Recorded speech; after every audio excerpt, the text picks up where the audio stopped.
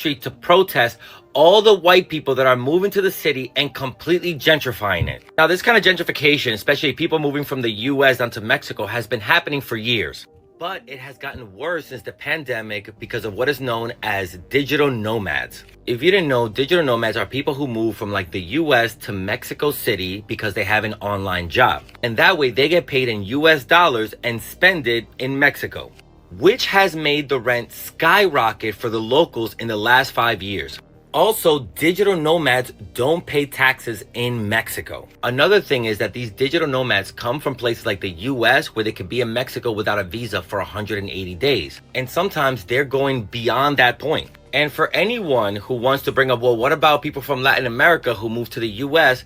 It is two very different situations. When Latinos come to the US, we come to work jobs that usually help a local economy. Also pay billion in taxes. We don't gentrify communities, we revitalize them. And as much as you think that people want to come to the US and not get any kind of papers, that's not the truth. Immigrants in this country are always looking for a pathway to legalize. Unlike the gringos down in Mexico who don't contribute to the local economy, don't pay taxes, they don't build anything new, they just displace the locals. And they don't do anything to try and regulate their status. No, because they want to remain US citizens who take advantage of Mexico and the Mexican people. Literally, these white people care so little about the Mexican people that white people are being interviewed about this going, oh, I had no idea what the situation was about. These white people are so oblivious that they don't understand moving to a new place like Mexico City for them means higher costs for locals, higher rent, harder for them to buy food. That is a form of violence. Look, there's also the added layer of frustration that when these white people want to move somewhere because they want a better life, everyone else needs to get in line and make things better for them there. But when we come to the US for a better life, people get outraged, masked men are disappearing people from the streets. So I think the people of Mexico are starting to realize that these white people, these US citizens, do not want us in the US. And when they're in Mexico, they want to destroy Mexico. So at the end of the day, it's either white people's way or the fucking highway, no matter where we're at. Marsha, not to put you on the spot, but you just moved to Costa Rica. We were talking about before we went live. So how do you feel about, them saying that Americans are making the cost of living go up? I 100% agree with that sentiment. I moved to Costa Rica. My husband and I have been planning this move for approximately 10 years. We moved faster. What is the word? I can't even think of the word. We sped up our plans after the election. My husband is in the military, so he has a couple of more years that he has to stay back in the U.S. But me and our kids did move down this year to Costa Rica, and there's having a lot of conversations about this. But white people specifically will do anything they can to avoid calling themselves an immigrant. Like we're like, oh, we're expats and we're digital nomads and we're this and that. Well, we are moving to other countries. No, we are immigrants. We're in this country. I am an immigrant to this country. There's this negative connotation towards it. Immigrants, like United States immigrants, people coming from the U.S. are causing gentrification in a lot of the countries down here in Central America and Latin America, because the prices that we pay when you come here, prices go up for everything, like he said, and essentially a lot of places are being destroyed. With Costa Rica on the Pacific side, I was on the coast or on the Caribbean side. It's less gentrified over here, but on the Pacific side, it is like Little America over there. They've taken over. Like there's more U.S. citizens over there who are on what they call a perpetual visa, a perpetual tourist visa, because all they do is they come here 180 days. They don't seek residency because it's expensive and it's a long process as well. So they come here on their visa, and every 180 days they leave the country. And then they come back in with a new 180-day visa. And you have people that are doing this for 10, 15, 20 years. I've got neighbors that have been here for almost 20 years, and they're just going for citizenship this year. And so we have this big talk in the US. We're like, come here and do things and respect the people that are here. But when we're doing it in other countries, we're not doing the same thing. We are not coming with the intention of changing the way we lived our lives. We are coming with the intention to bring the US to another location, which is in turn, like that man said in that video, it is violence in these countries when we're not paying attention to that, because we are pricing them out of their homes and they have nowhere else to go.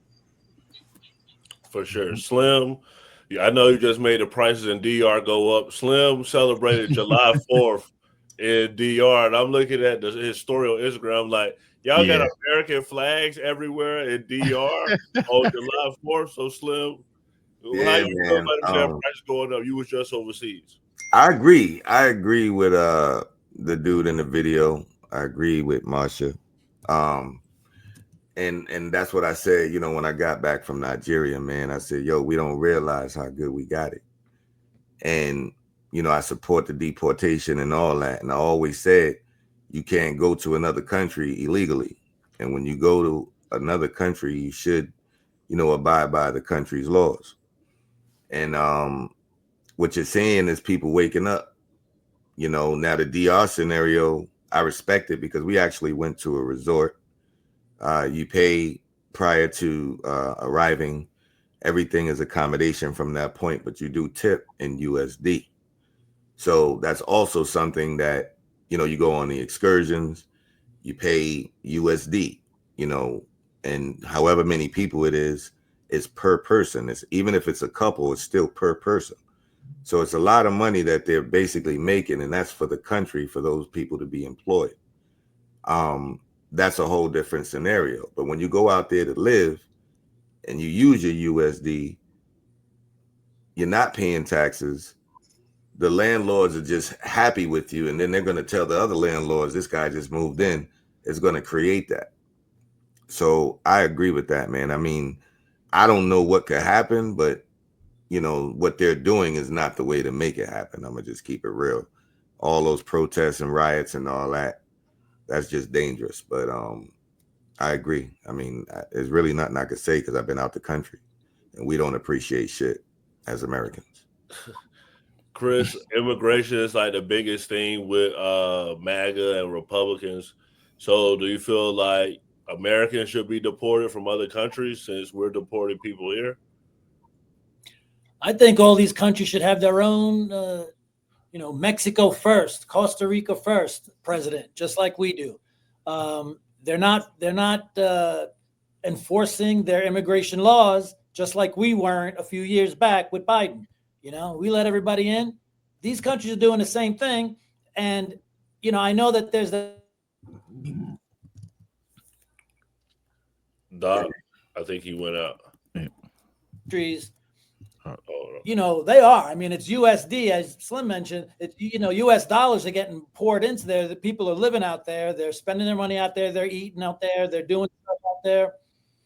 You know, so, you know, it could go both ways. But I think, you know, these countries, they need their country first president, just like we have. And that, I think, will solve a lot of this stuff. But, you know, hey, we got capitalism. Our citizens are going to try and find a way to make the most money possible by paying the least amount of taxes. Whatever they can do to get away with it, they're going to do it. That's the bad side of capitalism, you know, but it's just the way it goes. You know, it's going to be out there until they do something about it. Doc? I'm slightly conflicted because I can see both sides of this argument. I can see the immigration in our country and I can see the immigration in their country. I think it just comes down to what the law of the land is. And, you know, even sometimes the law of the land doesn't make some things right. Like, you know, displacing all of the people in Jamaica and building resorts on the beach and not giving them access to the beach, or when a volcano erupts and coming through and displacing all those people in Hawaii and buying the land and building resorts. The people who are from here can't afford to live here. I think that's a problem. And I also think, you know, if you come to America illegally and you get caught, you're going to be deported. That's just part of it. So if these countries decide that that's something they want to look into and they want to, keep their people first. And I think that's one of the biggest problems. Do the government of these places have an issue with the Americans coming here, or is that something that they want? So it just comes into that, because you gotta think that their government probably is something like our government, in which they profit. They're profiting from all of these different things going on in the country. So you have that problem around the world. So it's just hard to say. That's true too. Yeah, and that's what I'm seeing. My thing is, y'all are protesting the people. Y'all need to be voting people. I don't know how Mexican government work, but however they put, I think they vote, right? Yeah, I'm not sure how. They're trying to say that it's corrupt. The last president that got elected, they was trying to say that the cartel invested in it, because like the rival political group, the guy that got unalive like right after the lady got elected. Yeah, so it was a big thing but yes, they have elections, but they think that the cartel buys the elections. The cartel must be best friends with Elon Musk. Yeah. That sound like America. Hey, you know what? We trying to get Canada to join the U.S. We can bring Mexico in too. Right. I'm just saying. If they complaining that way, hey, you know what? Y'all can all go from Los Angeles to Mexico City to Cancun. No issues. I think we already got highways. We could just make the road. Well, our roads are a piece of shit anyway, but we can get it all together. For sure. Did you have any more clips, Volker? I do not. All right, for sure. Guys, thank you for coming. We're going to go around and get everybody's final thoughts. Marshall, what did you think of the man cave, and what are your final thoughts? I appreciate y'all having me on here to discuss the topics tonight, and it's a cool setting. I don't do a lot of this stuff, but I do love talking about politics and things that are going on in the world. So thank you for having me. For sure. Chris, what are your final thoughts? What did you think of the man cave? I like being on here. Thank you so much for having me. I'd like to be back again. I love the topics, love politics, and go Trump. Maybe we'll see a third term. Slim, what's your final Joey thought? Reed. Hey man, another good show, as we always do, man. Man cave. Just like the last two mentioned, I love politics.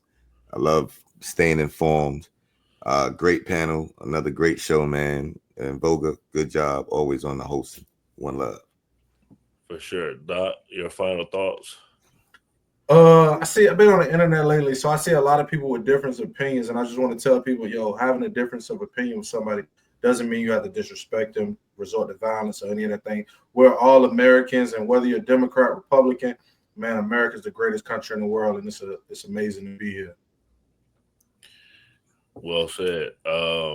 My final thoughts, good show. Thank you, Chris and Marshall, for coming to get two totally different perspectives on everything. The Epstein files is crazy. We'll try to stay on that story and stay up to date on that. We do the man cave every Monday and Wednesday, but we also have a new party every Tuesday and Thursday. We do this 8 p.m. Eastern time, Monday through Thursday. If you're watching, please like, share, and subscribe. Man cave. Volker? Yeah, I think they should have came out and said we still waiting on these files to cook. Saying they don't exist, to me, it was just not a good look. It just killed the trust. As far as Diddy and Cassie, like I said, I think Cassie need to face some type of investigation charge, preferably, but definitely an investigation. Just imagine if you are her husband and you it's gonna be guy after guy after guy coming out saying what he did to your wife, and he probably did things she won't even let you do. It's embarrassing. I couldn't be a part of that. And for Mexico, I think Trump is setting he's setting a standard as far as borders, boundaries, and Mexico is just reacting in their own way, which I think is great. Get y'all shit together, America. We getting ours together with this one big beautiful bill. And I'm telling you, we're gonna be here next year talking about all the positives that came out of this bill. I guarantee it. So yeah, I think it's a good thing that countries are getting their act together and we can trade and all make money all by ourselves on this earth. Because as far as I've known, we don't know life anywhere else. All right, that's it. Man cave. I'm gonna play the outro. Good night, guys.